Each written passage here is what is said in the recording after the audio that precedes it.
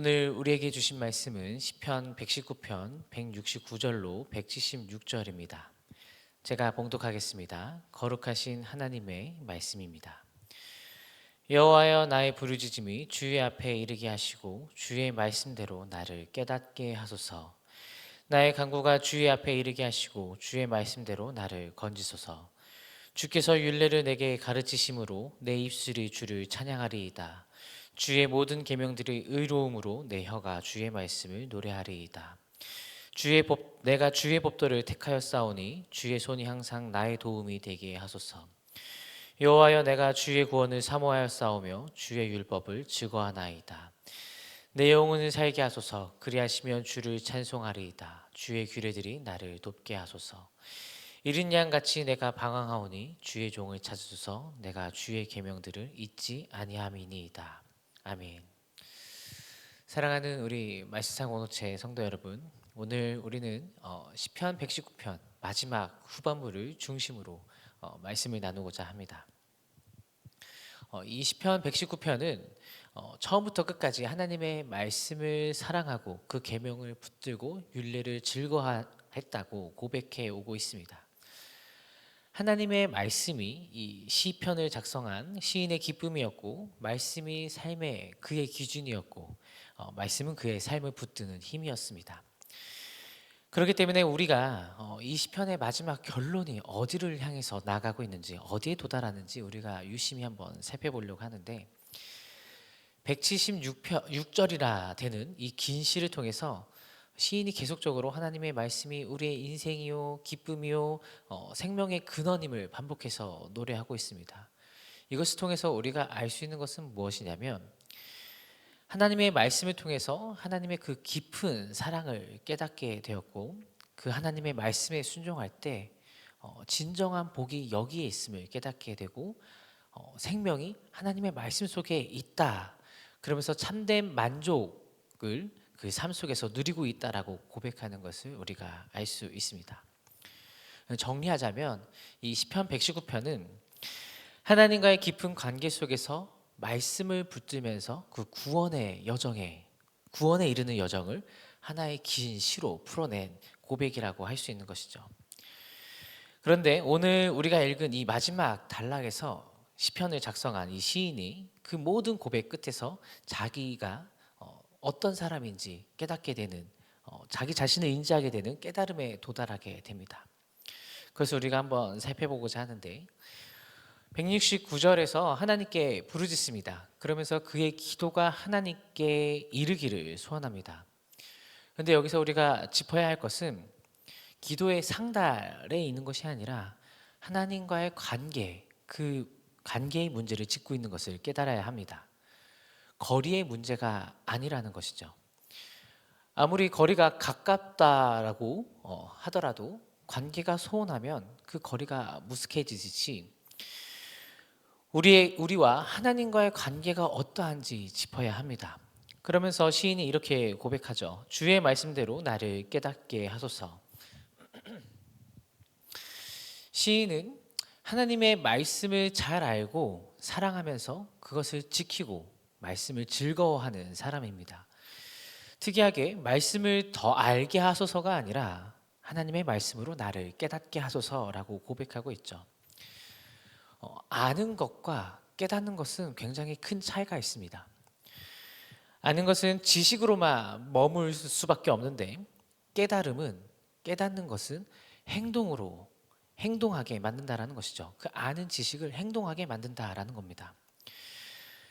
그렇기 때문에 하나님의 말씀을 아는 것보다 하나님의 말씀을 깨달아서 말씀을 바탕으로 삶으로 살아내는 것, 삶으로 행동하는 것, 이것이 바로 말씀이 삶으로 이어진다라는 것입니다.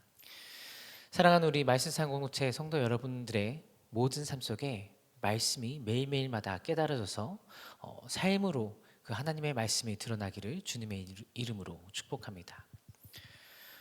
170절에도 이와 비슷한 흐름이 이어집니다. 깨달음을 향한 그의 요청이 구원의 요청으로 바뀌고 있는 것이죠. 주의 말씀대로 나를 건지소서, 이렇게 고백하고 있는데, 이 고백은 이런 겁니다. 하나님, 저는 스스로를 구원할 수 없는 존재입니다. 그렇기 때문에 주님께서 나를 구원해 주셔야 합니다라고 고백하는 거죠. 나 자신이 어떠한 존재인지 깨닫는 것이 중요합니다. 내가 얼마나 연약한지, 내가 얼마나 쉽게 길을 잃는지, 내 힘으로는 결코 나를 건질 수 없다라는 것을, 그 사실을 인정하는 것에서부터 시작합니다. 이것이 바로 자기 자신이 어떠한 존재인지를 깨닫는 것, 이것이 바로 진정한 깨달음이죠. 우리가 모두 죄인이라는 고백, 우리 스스로는 구원할 수 없다라는 그 고백, 신앙은 여기서부터 시작하는 것입니다. 그래서 참된 깨달음은 자기 확신을 키우는 것이 아니라 하나님을 향한 의존을 깊게 만드는 것에서부터 시작합니다. 하나님과의 관계가 깊어짐으로써 더 친밀해질 수 있다는 것이죠. 하나님을 향해서 더 의존할수록 우리는 하나님과 더 가까워질 수 있다는 것입니다. 171절에서 172절은 하나님을 찬양합니다. 우리가 이 두 구절로서는 시인의 상황들을 명확하게 알 수 없습니다. 그 상황을, 그 형편을 말하고 있지 않기 때문에 모든 것을 알 수 없는데, 중요한 것은 이것입니다. 하나님이 누구이신지 깨달았기 때문에 하나님을 찬양할 수밖에 없다, 찬양의 이유가 된 것이죠. 우리가 삶을 살아가면서 우리 앞에 놓여 있는 문제와 고난과 그 어려움 때문에 때로는 낙심하기도 하고 신앙이, 하나님과의 관계가 멀어지기도 합니다. 그런데 그러한 문제가 앞에 있더라도 우리가 찬양해야 하는 이유가 바로 여기에 있습니다. 시인이 고백하듯이 우리가 찬양해야 될 대상은 의로우신 하나님이라는 겁니다. 진정으로 하나님을 알게 된다면, 깨닫게 된다면 우리가 하나님을 찬양할 수밖에 없습니다. 이사야 43장 21절을 한번 보면 이렇게 기록되어 있습니다. 이 백성은 내가 나를 위하여 지었나니 나를 찬송하게 하려 함이라. 인간의 창조의 목적이 여기에 기록되어 있습니다. 바로 하나님을 찬양하기 위해서 지어졌다라는 것이죠. 우리가 이 땅을 살아가면서 할 수 있는 일이 바로 하나님을 찬양하는 일이라는 겁니다. 하나님께 영광 올려드리는 일, 이것이 바로 우리 삶의 목적임을 기억해야 합니다. 173절에서는 시인이 주의 법도를 선택했다라고 고백합니다. 말씀을 택한 사람일수록 하나님의 구원을, 하나님의 도움을 더 구하게 됩니다. 왜냐하면 인간의 힘으로서는 말씀대로 사는 것이 너무나도 어렵기 때문입니다. 왜 어려울까요? 하나님의 말씀을 늘 우리가 올바른 길로 가도록 옳은 길을 제시합니다. 그러나 인간은 자기 중심적인 존재이기 때문에 내가 편한 길을 선택하기 마련입니다. 우리의 욕망과 말씀이 충돌하기 때문에 어렵다라는 것이죠. 그래서 말씀대로 산다는 것은 내 욕심, 내 욕망, 내 욕구를 내려놓는 일입니다. 근데 그것을 인간의 힘으로 할 수 있을까요? 다짐만으로 할 수 있을까요? 너무나도 어렵죠. 그렇기 때문에 하나님을 의지할 수밖에 없는 것입니다. 사랑하는 우리 말씀사랑 공동체 성도 여러분, 우리도 이러한 고백이 있어야 합니다. 우리보다 더 크신 하나님을 의지하려는 태도가 필요하다는 것이죠. 175절에서는 이렇게 고백하죠. 내 영혼을 살게 하소서라고 고백합니다. 이것은 시인이 구하는 것이 어떠한 형편이 나아지거나 잘 되거나를 구하는 것이 아닙니다. 말씀대로 살게 해달라고 생명의 근원이신 하나님께 간구하는 것이죠. 생명이 누구에게 있습니까? 바로 우리 하나님께 있죠. 그리고 그의 말씀, 그의 입에서 나온 말씀 속에 생명이 있음을 고백하는 겁니다. 그래서 마지막에 주의 규례들이 나를 돕게 하소서라고 고백하는 것이 우리 안에 우리를 살릴 수 있는 생명이 없기 때문에 하나님의 말씀을 통해서 그 생명의 공급을 구하고 있는 것이죠. 그 말씀 속에 있는 생명으로 나를 살게 하여 주옵소서라고 고백하는 겁니다. 하나님의 말씀은 올바른 길을 가르쳐 줍니다. 그리고 그 길을 나아갈 수 있는 힘과 생명은 하나님께 나온다는 것을 우리가 깨달았으면 좋겠습니다. 176절은 이렇게 끝납니다. 이른 양같이 내가 방황하오니 주의 종을 찾소서. 말씀을 사랑한 사람의 마지막 고백은 자기 확신이 아니었습니다. 자기 만족도 아니었습니다. 이렇게 고백하는 거죠. 하나님, 나는 여전히 주님께서 찾아주셔야 하는 존재입니다 라고 고백하는 겁니다. 이것이 바로 시인이 도달한 진정한 깨달음이었습니다. 우리 자신을 어떻게 인지하고 인식하고 계십니까? 신앙생활을 오래 하면서 말씀을 알고 있다라는 이유로 이미 나는 충분해 라고 혹시 생각하고 있진 않습니까? 신앙의 연륜이 쌓였다는 이유로 나 혼자서 잘 갈 수 있어 라고 우리가 생각하고 있진 않죠. 그러나 이 시편에 작성한 시인의 고백은 분명합니다. 하나님의 말씀을 사랑해도, 하나님의 말씀을 즐거워해도 우리는 여전히 하나님께서 찾아주셔야 할 길 잃은 어린 양이라는 것이죠. 오늘 이 새벽에 우리가 기도할 때 하나님을 찾고 구하며 만나는 저와 여러분이 되기를 소망합니다. 그래서 오늘의 기도의 시작이 이런 고백으로 시작했으면 좋겠습니다. 하나님, 오늘 저를 찾아주시고 만나 주시옵소서.